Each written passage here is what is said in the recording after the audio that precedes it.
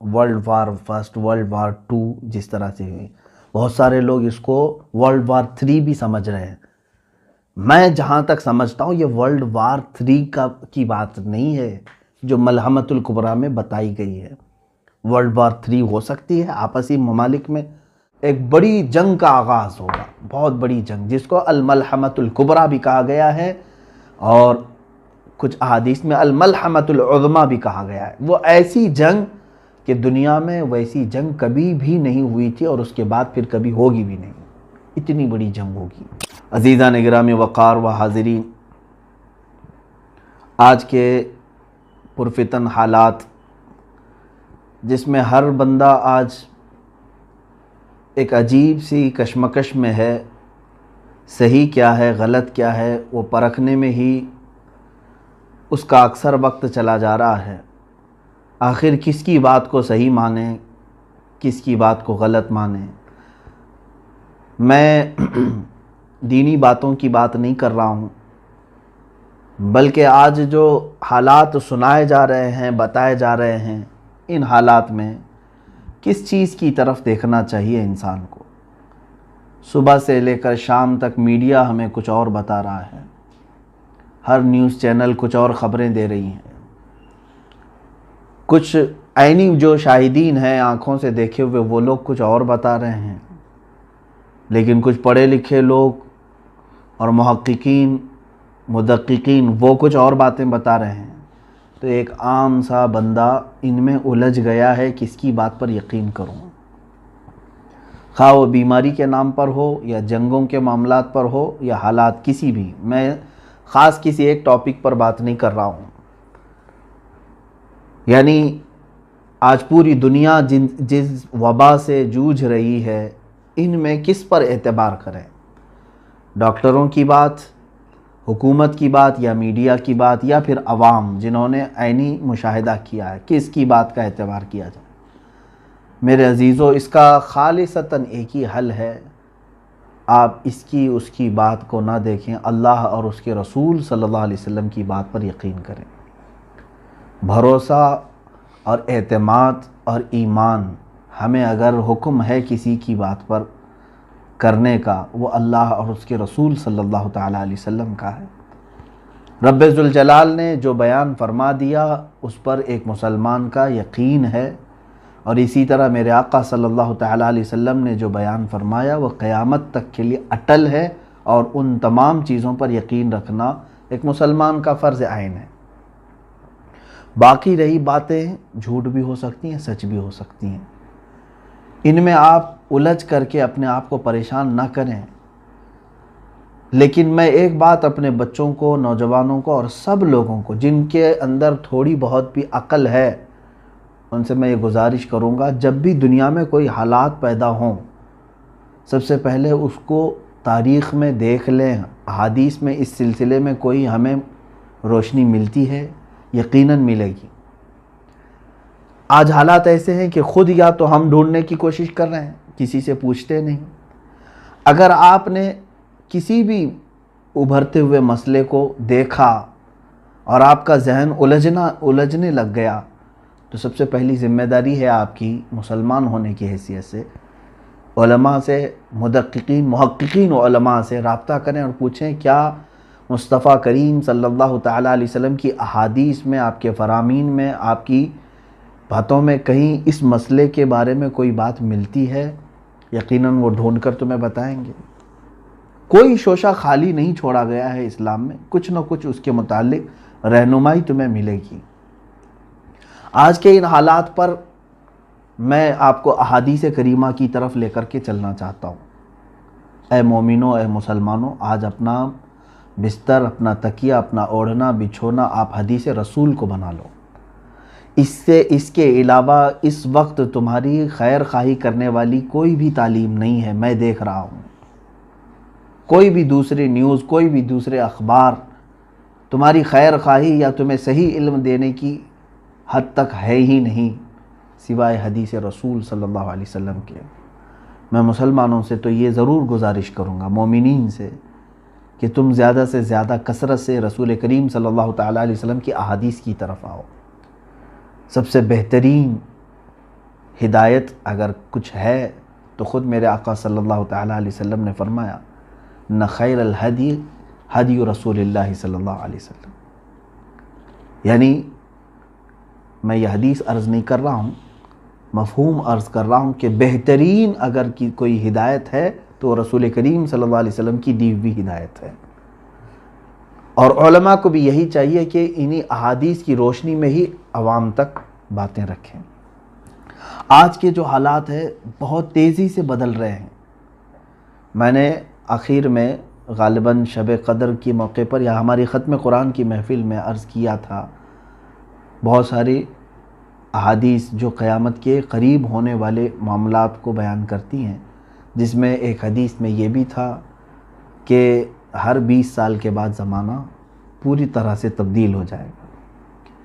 یعنی بہت تیزی سے پہلے جو 10 سال پہلے تھا، 20 سال پہلے تھا، اب وہ چیزیں نہیں رہیں گی، اکثر بدل جائیں گی. آپ خود دیکھیں، آج آپ 2020 میں چل رہے ہیں، ہم اگر 2000 میں چلے جائیں یا 2001 میں چلے جائیں تو بہت تبدیلی ہے. ہو سکتا ہے اس میں کچھ بچے ہوں جو اب 2000 کے بعد پیدا ہوئے ہوں، لیکن 2000 میں جو لوگ تھے، چاہے وہ بچے ہوں جوان ہوں، وہ اچھی طرح سے جانتے ہیں کہ ہمارے ہاتھوں میں کیا تھا اور آج کیا ہے، ہمارے گھروں میں اس وقت کیا تھا اور آج کیا ہے، ہمارے چلنے پھرنے اور تمام تر سہولیات میں اس وقت کیا تھا اب کیا ہے. بہت ساری چیزیں تبدیل ہو چکی ہیں. یہ تبدیلی ہمارے لیے بہت بڑی عبرت ہے میرے عزیزو، بہت بڑی عبرت ہے کہ ہم بہت تیزی سے قیامت کی طرف بڑھ رہے ہیں. میں بہت ساری حدیثیں مطالعے میں رکھا ہوں. اب اگر اس ٹاپک پر میں بیان کروں تو مجھے لگتا ہے کہ ایک سلسلہ شروع ہو جائے گا، سیریز ہو جائیں گی. میں آج ابھرتی ہوئی ایک چیز کو آپ کے سامنے لانا چاہتا ہوں. ایک نیوز نے مجھے چونکا دیا، ایک خبر جس کو سن کر کے میں خود چونک گیا کہ اسرائیل جو پوری دنیا کی برائیوں کا جڑ بن چکا ہے یہودیوں کی وجہ سے، ورنہ تو وہ ہمارے یروشلم بیت المقدس ارض مقدس ہے.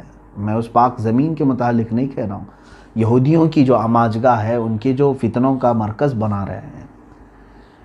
تو جہاں پوری دنیا کے لیے خرابی اور بہت ساری چیزوں کو وہاں سے گائیڈ لائنز ملتی ہیں، اب ان یہودیوں کے جو ناپاک عزائم اور منصوبے تھے، پہلے سے بھی تھے، اس پر میں نے کافی بحث کی ہے اور گفتگو بھی کی ہے، خطاب کیا ہے کہ پوری دنیا کو کنٹرول کرنے کی کوشش میں لگے ہوئے ہیں. ایک چند یہودیوں کی یہ خرافات، انہوں نے ہیکل سلیمانی کو تعمیر کرنے کے لیے بیت المقدس کو ختم کرنے کا بھی ناپاک ارادہ رکھا ہے. اس کو ڈھائیں گے، مسجد اقصیٰ کو، مسجد اقصیٰ ختم کر کے وہاں پر ہیکل سلیمانی بنانا ہے، مندر بنانا ہے ایک، جو حضرت داؤد علیہ السلام کے زمانے میں تعمیر شدہ تھا، سلیمان علیہ السلام کے زمانے میں. یہ اتنا ہی نہیں بلکہ انہوں نے پورے اسرائیل کو گریٹر اسرائیل کا نام دیا. آپ بھی گوگل پر گریٹر اسرائیل ڈال کر کے دیکھیں تو آپ کو ایک میپ دکھے گا. دنیا کے نقشے میں انہوں نے اپنا ایک میپ ایسا بنایا ہے، ان کے دعوے کے مطابق اسرائیل کا حصہ صرف وہ نہیں ہے جہاں پر آج یہ ہیں، بلکہ یہ عراق کا بھی کچھ حصہ لینا چاہتے ہیں، مصر کا بھی کچھ حصہ، اردن کا جس کو جارڈن کہا جاتا ہے وہ بھی حصہ، اور پھر سیریا کا یعنی ملک شام کا حصہ، اور پھر سعودی عرب جو عرب شریف ہے، اس میں خیبر تک کا علاقہ شامل ہے، مدینہ طیبہ کے قریب قریب تک. اتنا پورا حصہ ان کا دعویٰ ہے کہ یہ اسرائیل کا ہے اور وہ اس کو لے کر رہیں گے، جس سلسلے میں پوری دنیا میں یہ گھماسان ہے. آپ محسوس کریں گے جن ملکوں کا نام میں نے ابھی لیا ہے، انہی ملکوں میں سب سے زیادہ ابھی آپسی معاملات، خانہ جنگی شروع ہے. آپ مصر کے حالات بھی دیکھیں، پائیدار نہیں ہیں. عراق کو پوری طرح تباہ کر دیا گیا ہے. ملک شام کی حالت کیا ہے آج. اور جارڈن میں بظاہر دیکھنے کو ایک حکومت نظر آتی ہے، ورنہ وہاں پر بھی یہودیوں کی غلامی بہت زیادہ ہے. اور سعودی، ان کو تو دوسرا نام اگر یہودی کہا جائے، جو بادشاہ بیٹھے ہوئے ہیں، جو وہاں پر منتظمین ہیں، میں ان کی بات کر رہا ہوں، سارے ملک کے باشندوں کے لیے نہیں. تو میں سمجھتا ہوں کہ یہ کوئی خراب بات نہیں ہے، وہ مکمل ان کی غلامی میں ہے. بلکہ بہت سارے ایسی باتیں لیک بھی ہوئی ہیں کہ سعودی عرب کے جو ذمہ دار لوگ ہیں انہوں نے اسرائیل کے بہت سارے خفیہ میٹنگیں اٹینڈ کی ہیں جن کی ویڈیو لیک ہوئی تھی. کیا ضرورت تھی کہ ایک اسلامی کنٹری کو ایک اسرائیل کے یعنی وہاں کے منتظمین کے ساتھ میٹنگ اٹینڈ کرنے کی؟ بہرحال ان تفصیلات میں نہیں جاتا.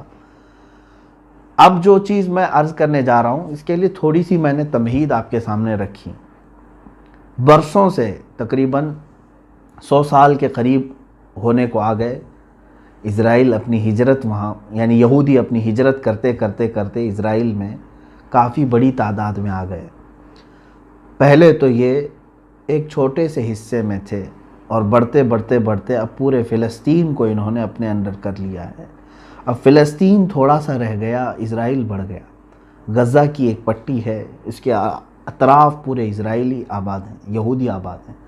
حتیٰ کہ UN میں، اقوام متحدہ میں یہ قرارداد پاس ہوئی تھی کہ یہودی اردن کے قریب کچھ علاقے ہیں جو فلسطینیوں کے، وہاں اپنی تعمیرات نہیں کریں گے. اس کے باوجود اسرائیل نے UN کی مخالفت کرتے ہوئے ابھی تقریباً 2 لاکھ یہودیوں کو اس میں آباد کیا ہے. کئی بستیاں آباد ہو چکی ہیں. میں قریب آ رہا ہوں، آپ سوچ رہے ہوں گے یہ باتیں کیوں چھیڑ رہے ہیں. میں قریب آتا ہوں آپ کے. یہودیوں کو لا کر کے یروشلم میں بسایا جا رہا ہے. یروشلم یہ وہی شہر ہے جس میں بیت المقدس ہے. اب یروشلم کا جو لوکیشن ہے وہ تقریباً دنیا کے 3 بڑے ادیان کے لیے مقدس ہے. عیسائیوں کے لیے بھی، کیونکہ بیت اللحم وہاں ہے، عیسیٰ علیہ السلام کی پیدائش جہاں ہوئی تھی.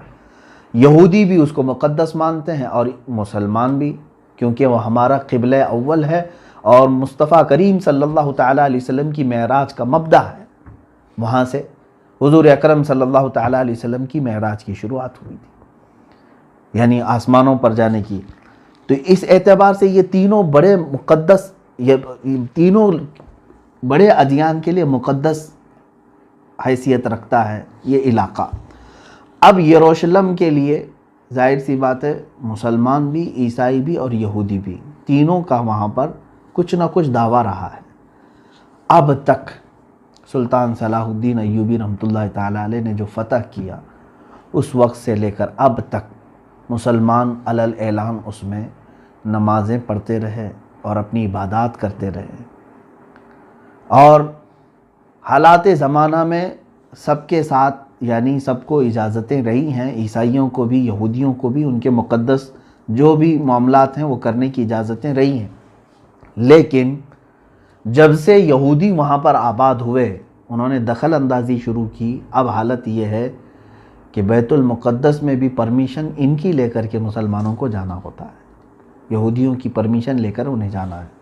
خیر، اب میں قریب اپنے پوائنٹ پر آتا ہوں کہ سالوں بھر محنت کرنے کے بعد اسرائیل نے اب جا کر کے یہ اعلان کرنے کا طے کر لیا ہے. اب اگلا جو مہینہ آ رہا ہے جولائی میں نے جو خبر سنی وہ عرض کر رہا ہوں کہ اس وقت یہ اعلان کر دیا جائے گا کہ اب یروشلم جو ہے اسرائیل کا کیپٹل سٹی ہے، راجدھانی ہے. اس کے بعد پوری دنیا کا معاملہ گرم ہوگا. ہم جون میں چل رہے ہیں، جولائی کے متعلق میں نے سنا ہے. بہرحال خبر غلط بھی ہو جنہوں نے مجھے سنایا ہے، لیکن ان کا ناپاک ارادہ اس سلسلے میں ہے ضرور. میرے عزیزو، ان ظالموں نے جو چیزیں پلاننگ کی ہیں وہ اپنی جگہ پر. میں اب حدیث رسول کی طرف آتا ہوں. اچھا، حدیث پاک سنانے سے پہلے ایک بات میں اپنی اس بات کی تائید کے لیے یہ بھی کہہ دوں، شاید آپ کو 2 سال قبل کی یہ خبر بھی معلوم ہوگی، جب امریکہ کا صدر اسرائیل کے دورے پر آیا تو اس نے اناؤنس بھی کیا، نہیں بلکہ امریکہ سے ہی اعلان کیا کہ ہم اپنی سفارت کو، اپنی ایمبیسی کو تل ابیب سے منتقل کر کے یروشلم میں لاتے ہیں. سب سے پہلا یہ ملک ہے امریکہ، US. جس نے یہ اناؤنس کیا کہ میں اسرائیل کا کیپٹل یروشلم کو مانتا ہوں. یہ ٹرمپ نے اعلان کیا تھا، 2018 کی بات ہے غالباً. اس وقت سے ہی یہ بات شروع ہو چکی ہے پوری دنیا میں کہ اب اسرائیل کا کیپٹل یروشلم ہے. اب سنیے حدیث پاک. حضرت معاذ بن جبل رضی اللہ تعالیٰ عنہ سے یہ روایت ہے، رسول کریم صلی اللہ تعالیٰ علیہ وسلم سے آپ نے یہ روایت بیان کی ہے. اللہ کے حبیب صلی اللہ تعالیٰ علیہ وسلم نے فرمایا، عمران بیت المقدس خراب یثرب وخراب یثرب خروج الملحمتی وخروج الملحمتی فتح قسطنطینیت وفتح قسطنطینیت خروج دجال او کما قال النبی صلی اللہ علیہ وسلم. اس کے بعد حدیث کا ایک ٹکڑا ہے، اس میں جو ترتیب وار باتیں بیان کی گئی ہیں وہ بہت توجہ سے آپ سنیں. اللہ کے نبی صلی اللہ علیہ وسلم نے فرمایا بیت المقدس کی آبادی ہوگی، بیت المقدس کے ارد گرد آبادی ہوگی، مدینہ ویران ہوگا. مدینہ طیبہ کی بات کر رہا ہوں، رسول کریم صلی اللہ علیہ وسلم کی مدینے کو ویران کیا جائے گا. اور مدینے کی ویرانی، اب یہ ویران میں توہین کے لفظ میں نہیں استعمال کر رہا ہوں، حدیث پاک میں خراب کا لفظ آیا ہے جس کا معنی تو ویرانی ہوتی ہے. ویرانی کس طرح کی ہے وہ ابھی میں تشریحاً عرض کروں گا. اور مدینے کی ویرانی ایک بڑی جنگ کا آغاز ہوگا، بہت بڑی جنگ جس کو الملحمۃ الکبریٰ بھی کہا گیا ہے، اور کچھ احادیث میں الملحمۃ العظمیٰ بھی کہا گیا ہے. وہ ایسی جنگ کہ دنیا میں ویسی جنگ کبھی بھی نہیں ہوئی تھی اور اس کے بعد پھر کبھی ہوگی بھی نہیں. اتنی بڑی جنگ ہوگی. یہ مسلمانوں اور کفار و مشرکین کے درمیان، اب جن لوگوں یعنی رومیوں کے درمیان، رومی اور مسلمانوں کے درمیان، عیسائیوں کے درمیان یہ جنگ ہے. کتنی باتیں عرض کیا میں نے. بیت المقدس کی آبادی، مدینے کی ویرانی. مدینے کی ویرانی، ملحمۃ الکبریٰ کی شروعات ہوگی. اب یہ ملحمۃ الکبریٰ کہاں ہوگا، کیسے ہوگا، اس پر میں آتا ہوں. ملحمۃ الکبریٰ کے اختتام پر قسطنطنیہ فتح ہو جائے گا. قسطنطنیہ ایک شہر ہے، اس پر بھی میں گفتگو کرتا ہوں. قسطنطنیہ جیسے ہی فتح ہوگا دجال ظاہر ہو جائے گا. یہ ترتیب ہے، بڑی نشانیوں کی ترتیب میں یہ ایک بات. اب اسی پر اگر گفتگو کریں تو بات طویل ہو جائے گی، اور حالات پورے کے پورے اس حدیث کے قریب آ رہے ہیں، اس لیے مجھے آج آپ کو اس حدیث کو سنانا پڑ رہا ہے. عزیزان گرامی وقار، اب حالات دیکھیں. اللہ کے نبی صلی اللہ تعالیٰ علیہ وسلم نے فرمایا عمران بیت المقدس خراب یثرب، بیت المقدس کی آبادی. اب اس آبادی سے مراد کیا ہے؟ محدثین دو طرف گئے ہیں. بعض نے یہ کہا کہ اس کے آس پاس آبادی بہت بڑھ جائے گی، اب وہ یہودی ہوں یا عیسائی ہوں یا مسلمانوں کی آبادی کوئی بھی مطلق ہے، یعنی وہ بہت ہی بڑا شہر بن جائے گا، اور یہودی مسلسل وہاں پر یہودی کالونیاں بنا رہے ہیں. ابھی تقریباً اس سال کی خبر ہے، میں آپ کو بتا رہا ہوں 2 لاکھ یہودیوں کو انہوں نے آباد کیا، وہاں پر کالونیاں بنائیں، بستیاں بنائیں غیر قانونی طریقے سے. اور تقریباً 25 سال سے مسلمانوں کی دکانیں بند ہیں، تالوں پر بھی جالے لگ چکے ہیں. آپ جا کر کے دیکھ سکتے ہیں بیت المقدس کے ارد گرد جو کرفیو لگے ہوئے تھے وہ ابھی تک لگے ہوئے ہیں، لیکن ان کی آبادی بڑھ رہی ہے. اگر حدیث پاک کے مفہوم میں یہی ہے کہ ان کی آبادی ہے تو بھی کوئی حرج نہیں. حدیث پاک میں مطلق فرمایا گیا بیت المقدس کی آبادی. مگر اس کے مطابق ایک اور حدیث پاک ملتی ہے جس میں اللہ کے نبی صلی اللہ تعالیٰ علیہ وسلم نے فرمایا جب تم دیکھو گے کہ خلافت ارض مقدسہ میں جا چکی ہے تو سمجھ لو کہ بڑی نشانیاں سب ظاہر ہونے کا وقت آ چکا ہے. خلافت ارض مقدس کا مطلب بیت المقدس. خلافت اگر ارض مقدس میں آ گئی تو اس کا مطلب یہ ہوا کہ مسلمانوں کی خلافت پھر سے قائم ہوگی اور وہ بیت المقدس سے ہوگی. اب اس حدیث کے متعلق فرمایا گیا کہ اب ارض مقدس میں جب خلافت قائم ہوگی تو وہاں پر آبادی بڑھ جائے گی، کیونکہ دارالخلافہ جہاں ہوتا ہے، دارالحکومت جہاں ہوتا ہے وہ تو مین شہر ہوتا ہے. وہاں پر کثرت سے آبادی ہوگی. تو ایک حدیث کا مفہوم اس حدیث کا مفہوم یہ بھی ہو سکتا ہے. لیکن اب کے جو حالات مجھے نظر آ رہے ہیں اس حدیث کے مطابق، دو چیزیں کیا آپ کو ساتھ ساتھ نظر نہیں آ رہی ہیں؟ ایک طرف ان لوگوں نے بیت المقدس پر ظالمانہ جابرانہ قبضہ جمایا ہوا ہے اور کالونیاں بسا رہے ہیں، اور ان قریب آپ دیکھنا کہ اناؤنس ہو جائے گا، پورے کے پورے دنیا کو سینٹرلائز کرنے کی کوشش کی جائے گی. آپ دیکھیں گے ان باتوں کو، ساری بینکوں کا، ساری بڑی کمپنیوں کا مرکز اسرائیل بن جائے گا. آج بھی پوری دنیا میں جتنے اسلحے، ویپنز، ہتھیار سپلائی کیے جاتے ہیں، اس میں سے بھاری مقدار 60 یا 70% حصہ اسرائیل کا ہے. پوری دنیا کو ہتھیار سپلائی کرنے میں یہ چھوٹا سا ملک بڑا کردار ادا کرتا ہے. بڑی بڑی کمپنیوں کے مالک اسرائیلی ہیں. آج بھی بڑی بڑی کمپنیاں ہیں جن کو گنانے میں وقت لگ جائے گا. یہ ساری کی ساری کہاں مرکزیت اختیار کر جائیں گی؟ اسرائیل میں. اب وہی ان کا جو خواب ہے، یہودیوں کا یہ خواب ہے کہ ہم گریٹر اسرائیل بنا کر کے رہیں گے. جو انہوں نے میپ میں بنایا ہے اتنا لمبا چوڑا، وہ خیبر تک کا علاقہ قبضہ کرنا ہے. اس اعتبار سے وہ عملی طور پر کوششوں میں لگے ہوئے ہیں. مگر میں حدیث بیان کر رہا ہوں آپ کو، بیت المقدس کے ارد گرد آبادی، مدینے کی ویرانی. ایک طرف یہ یہودی کالونیاں بسا رہے ہیں اور دور دور سے ہجرت کر کے وہاں پہنچ رہے ہیں، اور ساری بڑی کمپنیوں کا مرکز یروشلم بنانا چاہ رہے ہیں. امریکہ نے ایمبیسی منتقل کر دی. اب اس کے بعد اس کے نقش قدم پر دوسرے ملک بھی دھیرے دھیرے اپنی ایمبیسیاں کہاں لے کر کے آئیں گے؟ یروشلم میں لے کے آئیں گے. دوسری طرف ادھر مدینہ طیبہ کو دیکھیں. مدینہ طیبہ مسلسل 3 ماہ ہو چکے مسجد نبوی کو بند رکھا گیا ہے. اب مدینہ کی ویرانی سے کیا مراد ہے؟ عزیزان گرامی، میرا کلیجہ حلق کو آ جائے اگر میں وہ حدیثیں آپ کو پڑھوں کہ سناؤں. اور یہ حدیثیں صحیح مسلم شریف میں، بخاری شریف میں، صحیح ابن حبان اور موطا امام مالک، یہ 4 مقدس اور بہت ہی بڑی کتابوں کی حدیث ہے.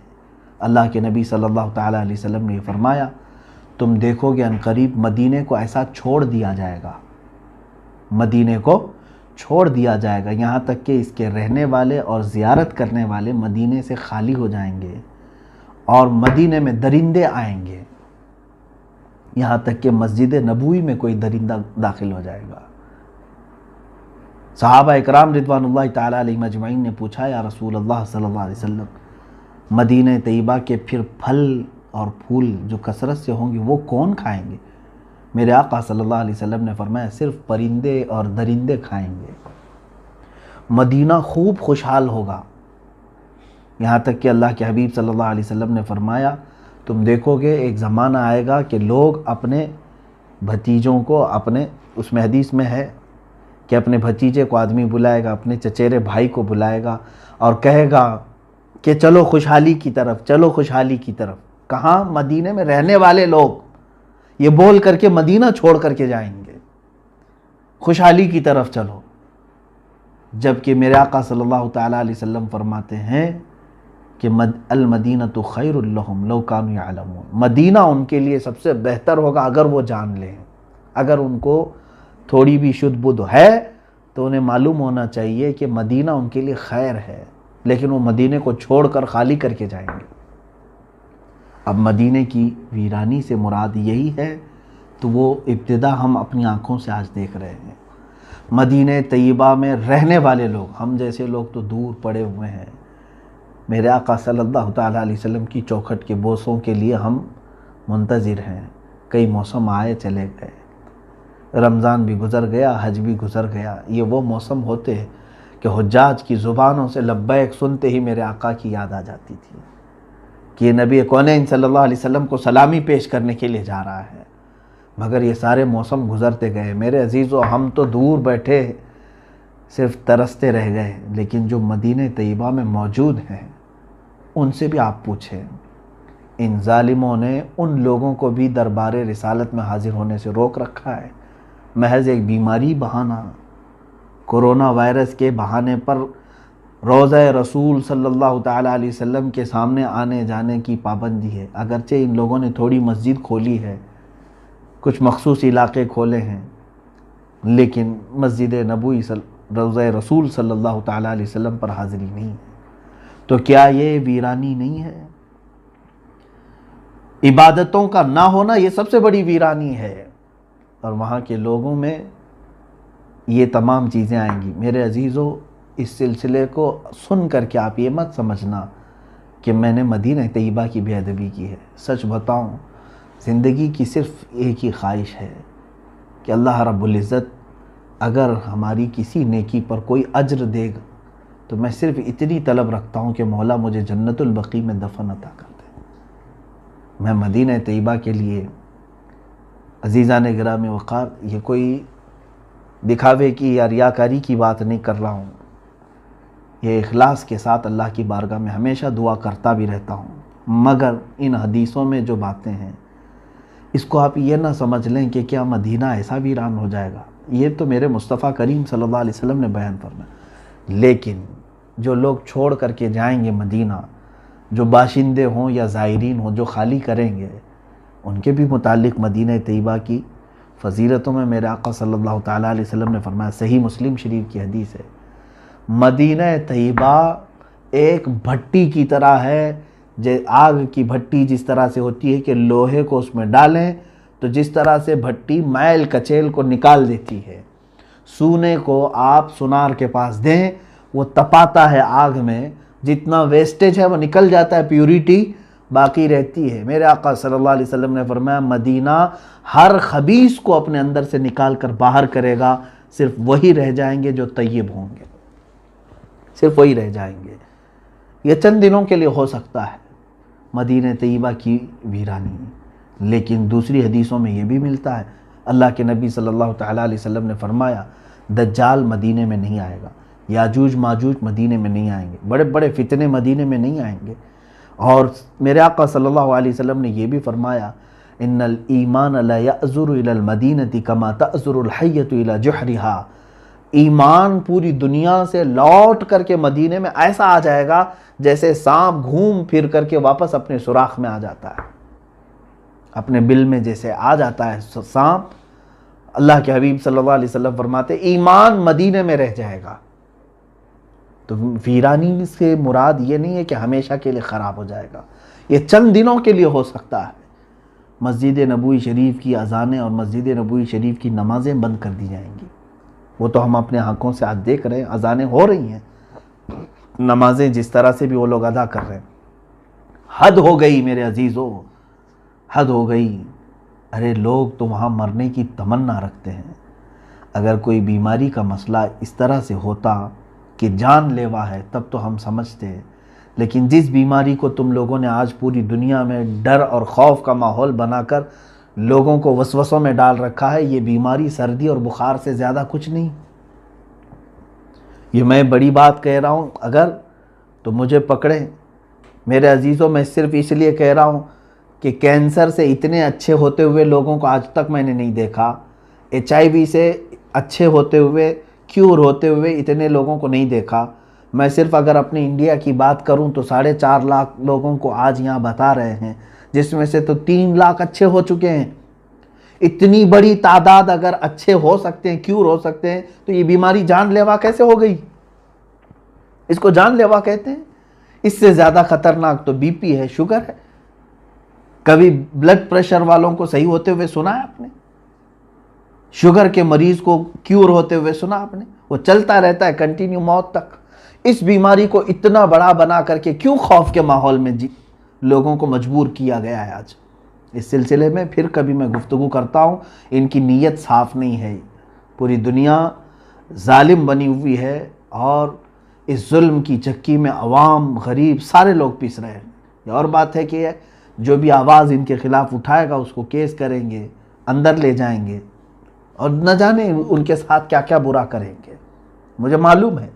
اس کے باوجود میں گفتگو کر رہا ہوں صرف اس لیے کہ اے غیور مسلمانوں، بیدار ہو جاؤ، اللہ تمہارا حامی ہے، رسول کریم صلی اللہ تعالیٰ علیہ وسلم تمہارے ناصر و مددگار ہیں۔ اپنی ان تمام پھیلائی ہوئی باتوں پر اعتماد اور بھروسہ نہ رکھو، ایمان نہ لاؤ ان کی تمام باتوں پر۔ بات یہ عرض کر رہا تھا مدینہ طیبہ کو جس طرح سے ویران کرنے کی ان لوگوں نے کوشش کی، اللہ اکبر، آج بتانے سے زبان لڑکھڑا جاتی ہے۔ اب اللہ کے حبیب صلی اللہ تعالیٰ علیہ وسلم نے جو بیان فرمایا کہ وَخَرَابُ یثرب خروج الملحمۃ الکبریٰ، خروج الملحمہ، ملحمہ کیا ہے یہ؟ اب اس پر میں بات کروں۔ دنیا کی سب سے بڑی جنگ، ملحمہ جو ہے یہ لحم سے بنا ہوا ایک لفظ ہے، گوشت کاٹنے کی جو دکان ہے اس کو ملحم بھی کہتے ہیں۔ ملحمہ، اس میں گوشت کے ٹکڑے ٹکڑے ہو جائیں گے، جس کی وجہ سے اس کو بہت بڑی ملحمۃ الکبریٰ، یعنی اللہ کے حبیب صلی اللہ تعالیٰ علیہ وسلم نے یہ فرمایا خراب یثرب خروج الملحمہ۔ ملحمہ کیا ہے؟ ایک بہت بڑی جنگ ہے۔ دوسری حدیثوں سے اس کے متعلق جو تائید ملتی ہے، ایک حدیث میں یہ بھی میرے آقا صلی اللہ تعالیٰ علیہ وسلم نے فرمایا قیامت اس وقت تک نہیں آئے گی جب تک کہ رومیوں کے ساتھ تم آماق میں یا دابق میں نہ اتر جاؤ۔ یہ دو جگہوں کے نام میں بتا رہا ہوں، مرج دابق اور آماق، یہ لفظ آئے ہیں۔ اور ایک حدیث میں ہے حضور صلی اللہ تعالیٰ علیہ وسلم نے فرمایا ملحمۃ الکبریٰ ہوگی، سب سے بڑی جنگ ہوگی مسلمانوں میں اور عیسائیوں میں، اور یہ غوطہ میں ہوگی جو دمشق کا ایک علاقہ ہے، غوطہ، حدیث میں لفظ بھی آیا ہے۔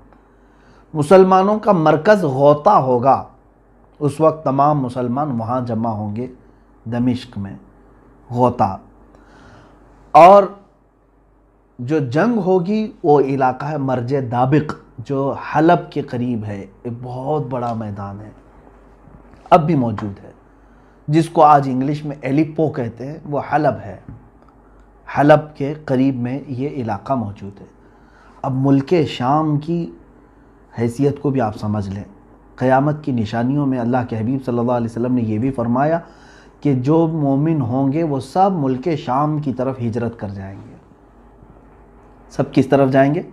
ملک شام کی طرف، جس کو سیریا کہتے ہیں، اور عربی میں کچھ لوگ سوریا کہتے ہیں۔ سیریا کی طرف سب لوگ چلے جائیں گے۔ آج آپ یہ سوچ رہے ہوں گے کہ سیریا چھوڑ کر کے لوگ جا رہے ہیں، اور ایسے حالات میں آپ کہہ رہے ہیں کہ سارے لوگ سیریا میں آئیں گے۔ چاہے پورا سیریا آج خالی ہو جائے، پھر بھی مجھے میرے آقا صلی اللہ علیہ وسلم کی حدیث پر یقین ہے، میرے آقا نے فرمایا کہ پورے مومنین ہجرت کریں گے تو ضرور وہ ہجرت کریں گے، آج یا کل تمام مومنین وہ جمع ہوں گی، کیونکہ شام جو ہے ارض حشر و نشر ہے، یعنی قیامت کا میدان ملک شام کو بنایا جائے گا، یہ بھی حدیث پاک میں ہے۔ قیامت کا میدان کہاں ہوگا؟ ملک شام کو بنایا جائے گا، اور تمام مومنین ملک شام کی طرف ہجرت کر کے جائیں گے۔ اب یہ جو ملحمۃ الکبریٰ ہے، سب سے بڑی جنگ، کتنے لوگوں کے مقابل میں آپ کھڑے ہوں گے جانتے ہیں آپ؟ ایک حدیث میں ہے اللہ کے حبیب صلی اللہ تعالیٰ علیہ وسلم نے فرمایا اس وقت رومی، پہلے سے حالات اگر میں بتاؤں تو یہ ہے کہ میرے آقا صلی اللہ علیہ وسلم نے فرمایا تم اور عیسائی، یعنی تم اور مسلمان اور رومی عیسائی صلح کے ساتھ چل رہے ہوں گے، یعنی ایک دوسرے کے ساتھ صلح کر کے ساتھ ساتھ چل رہے ہوں گے، اور ان دونوں کا جو دشمن ہوگا اس سے لڑ رہے ہوں گے۔ کئی سالوں تک یہ بات چلے گی۔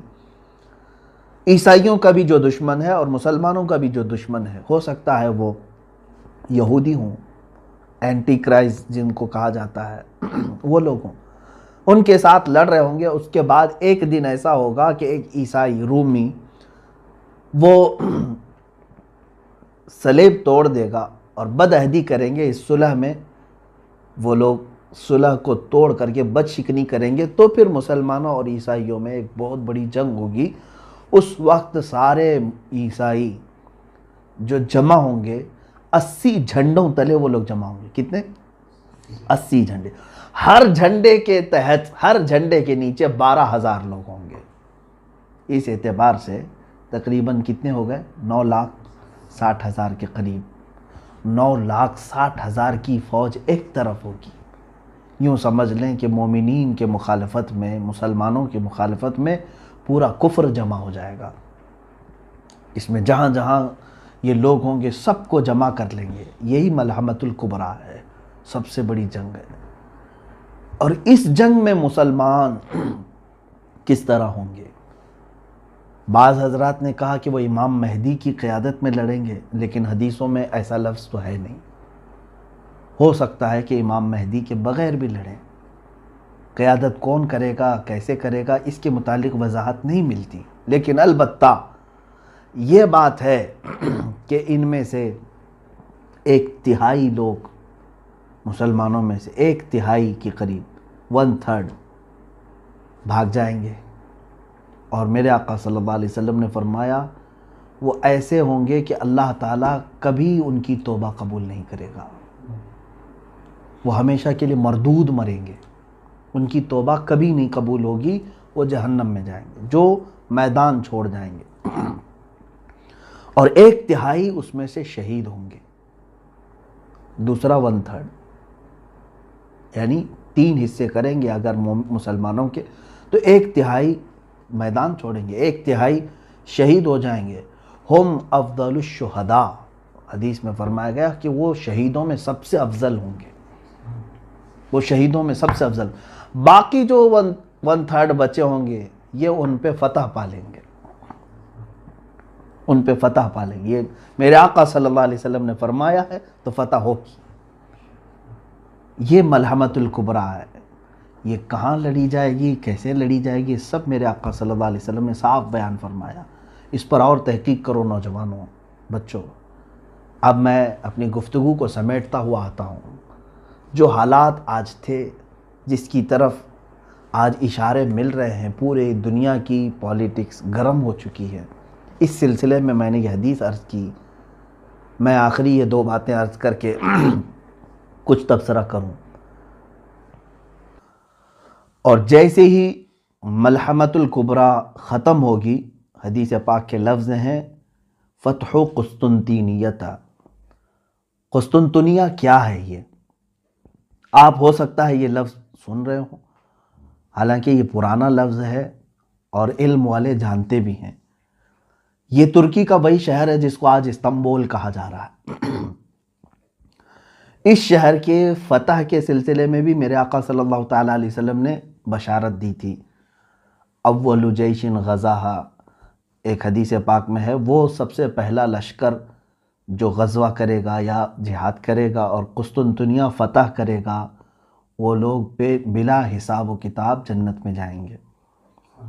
وہ فتح قسطنطنیہ جو ہے وہ پہلے کے دور میں ہو چکی ہے، حضرت عمر فاروق رضی اللہ تعالیٰ عنہ کے زمانے میں. اور اس کے بعد کئی مرتبہ جو ہے یہ شہر فتح ہوا ہے. سلطان محمد فاتح کا بھی نام آتا ہے اس میں، جو قسطنطنیہ جنہوں نے فتح کیا. کافروں کے ہاتھ میں گیا پھر فتح کیا، ان کے ہاتھ میں گیا پھر فتح کیا. اب تو چونکہ یہ ترکی کے پاس ہے، ترکی کا بڑا شہر ہے، اور ابھی ترکی میں مسلمان ہیں، اسلامی حکومت ہے. لیکن جہاں تک خدشہ میرا ہے، میں اپنی بات کر رہا ہوں، ہو سکتا ہے یہ ترکی کے ہاتھ سے نکل جائے گا. استنبول شہر یہ پھر سے عیسائیوں کے ہاتھ میں ہو سکتا ہے چلا جائے، اور ایک زمانے تک ان کے ہاتھ میں رہے گا. کیونکہ آج کے جو حالات بتا رہے ہیں، لبرلزم وہاں پر کافی بڑھ چکا ہے. جو بلکہ میں اگر بتاؤں، آپ تحقیق کریں، ترکی کی حکومت کا جو آئین ہے، وہاں کا جو نظام ہے، اس میں بھی یہ چیز موجود ہے کہ وہ ترکی کوئی ایک مذہبی حکومت نہیں، یعنی وہاں کا کوئی سرکاری مذہب نہیں ہے، بلکہ وہ جیسے انڈیا ہے سیکولر ہے، ہمارا کوئی سرکاری مذہب نہیں. اسی طرح سے ترکی کا بھی انہوں نے بنایا ہے. جب خلافت عثمانیہ ختم ہوئی تھی تب یہ بنایا گیا تھا اس طرح سے کہ موجودہ صدر نے اسلامی کام زیادہ کیے ہیں، لیکن آج بھی وہاں کا نظام ہے وہ سیکولر ہے.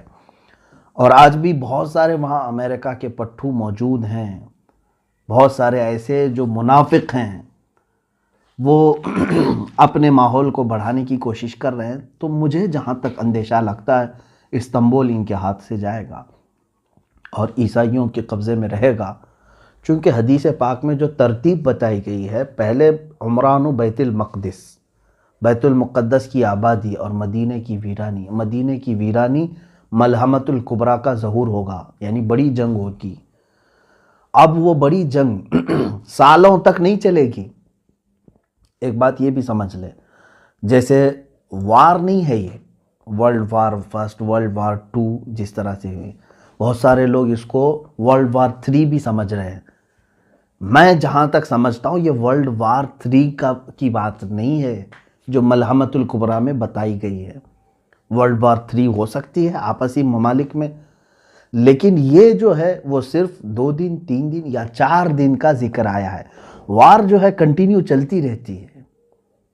یہ جیسے جنگ بدر ہوئی، ایک دن میں ختم ہوئی، جنگ احد تھی، ایک دن میں ختم ہوئی، اسی طرح سے ملحمۃ الکبریٰ بھی جو ہے یہ بہت لمبے سالوں تک یا مہینوں تک نہیں چلے گی، زیادہ سے زیادہ اس کی مدت 1 ہفتہ ہو سکتی ہے احادیث پاک کی روشنی کے مطابق۔ تو عزیزان گرامی، اب ملحمۃ الکبریٰ کے ختم کے بعد کیا ہوگا؟ قسطنطنیہ فتح ہوگا۔ تو فتح ہونے کی جو بات کی گئی ہے، اگر آلریڈی پہلے سے وہ مسلمانوں کے قبضے میں ہے تو پھر فتح کی بات کیسے فتح کی بات کیسے ہو سکتی ہے؟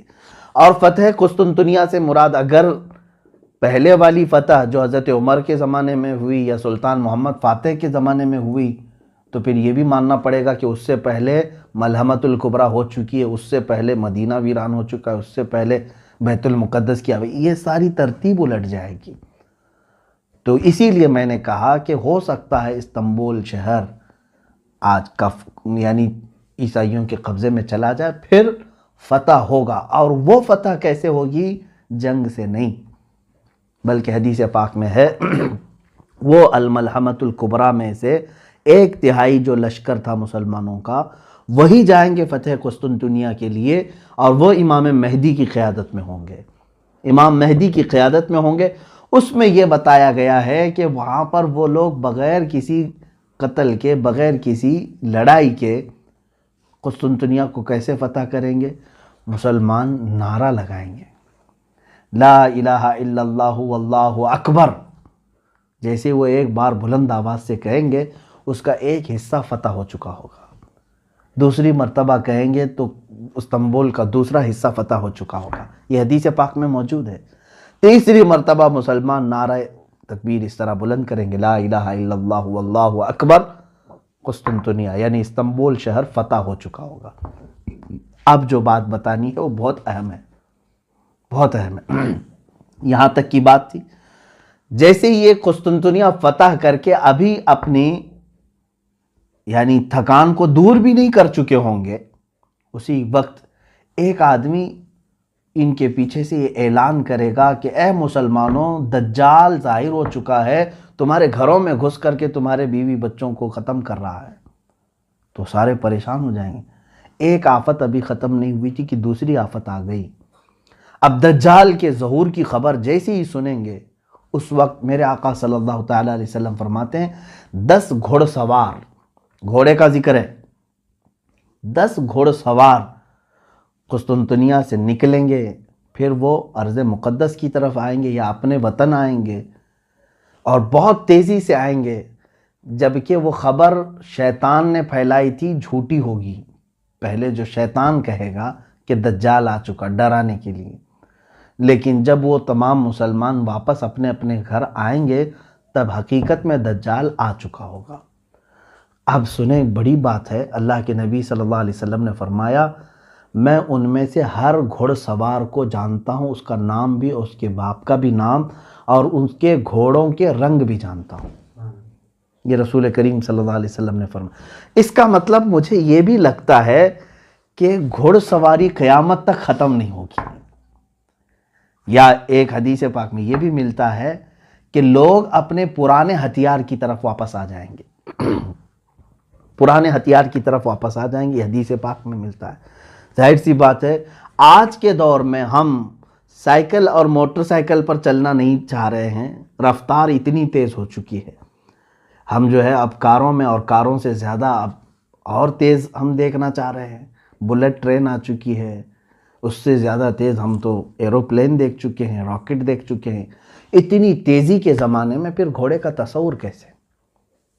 گھوڑا کیوں استعمال کرے گا کوئی؟ لیکن حدیث پاک میں اگر آیا ہے تو یقیناً میرا یقین کہتا ہے، میرا ایمان ہے یہ کہ یقیناً لوگ گھوڑے پر ہی سواری کریں گے، اور اس وقت اپنی پرانے ہتھیار. ہو سکتا ہے اس کی وجہ یہ ہو سکتی ہے، جیسے کہ ایک سائنسدان نے کہا ہے، بڑا سائنٹسٹ ہے، اس نے بھی یہ بات کہا کہ میں ورلڈ وار 3 کے بارے میں تو نہیں جانتا کہ کیسے ہوگی، بایولوجیکل ہوگی، جیسے ابھی بہت سارے لوگ کہہ رہے ہیں وائرس پیدا کیا گیا ہے، اگر پیدا کر کے ایک ملک دوسرے ملک کو تباہ کرنے کی کوشش کر رہا ہے تو یہ بایولوجیکل وار ہے، ایک دوسرے کو مطلب وبا پھیلا کر کے ختم کرنا.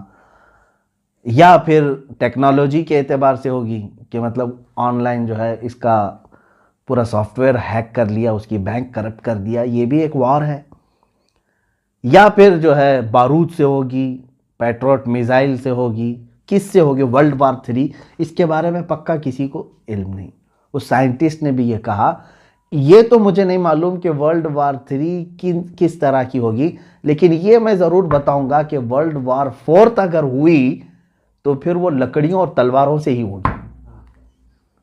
وہ کیوں؟ اس سے پوچھا گیا تو اس نے کہا ورلڈ وار 3 میں لوگ اپنے پاس جو کچھ بھی ہے ایک دوسرے پر ڈال کر کے سب تباہ کر چکے ہوں گے، ان کے پاس کچھ بھی نہیں بچا ہوگا. یہ ہو سکتا ہے، یہ تشریح سمجھنے فہم کے قریب ہے. ہر ملک آج ایک دوسرے کو ڈرا رہا ہے اپنے نیوکلیائی پاور ہونے کا، اس کے پاس نیوکلیئر ہے اور ڈرا رہا ہے ایک دوسرا ملک. اور ممالک کے درمیان یہ رسہ کشی تو آج اتنی عروج پر آ گئی ہے، بارڈر کے مسئلے آج دیکھ رہے ہیں ہم. ہر ایک ملک جو ہے اب اس میں جو بڑے بڑے جو ممالک ہیں جن کے پاس آج بارود ہے، نیوکلیائی پاور ہے، اگر ان میں سے کسی نے بھی نیوکلیائی پاور کا استعمال کیا تو انجام اتنا خطرناک ہوگا. آپ نے تاریخ پڑھی ہوگی کہ امریکہ نے ناگاساکی اور ہیروشیما پر جو نیوکلیائی بم گرائے تھے، ایٹم بم گرائے تھے، آج سے وہ تقریباً 80 سال کے قریب ہو گئے، زیادہ عرصہ ہو گیا، 70 سال کے قریب ہو گئے. آج تک وہ زمین بنجر ہے، وہاں سے کوئی ایک سبزہ نہیں اگتا، وہاں کے لوگ معذور پیدا ہوتے رہے سالوں تک. اتنی خطرناک اس کی زہریلی گیس ہے.